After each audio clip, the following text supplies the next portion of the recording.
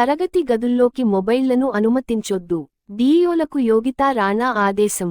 రాష్ట్రంలో జూన్ 12న ప్రారంభమయ్యే కొత్త విద్యాసంవత్సరం నుంచి తరగతి గదుల్లోకి ఉపాధ్యాయులు మొబైల్ ఫోన్లు తీసుకురాకుండా చూడాలని, వాటిని వినియోగించకుండా స్పష్టమైన ఆదేశాలు జారీ చేయాలని విద్యాశాఖ కార్యదర్శి యోగితా రాణా డీఈఓలను ఆదేశించారు.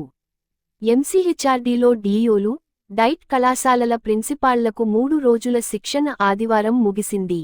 ఈ సందర్భంగా ఆమె మాట్లాడుతూ, విద్య నాణ్యతతో పాటు విద్యార్థుల సంఖ్యను పెంచేలా చర్యలు తీసుకోవాలన్నారు.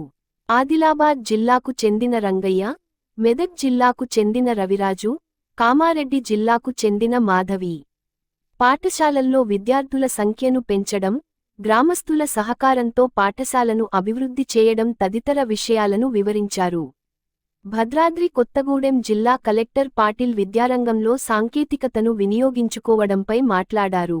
కార్యక్రమంలో పాఠశాల విద్య సంచాలకుడు ఈవి నరసింహారెడ్డి, అదనపు సంచాలకుడు కందిమళ్ల లింగయ్య, ఎస్సీఆర్టీ సంచాలకుడు రమేష్ తదితరులు పాల్గొన్నారు.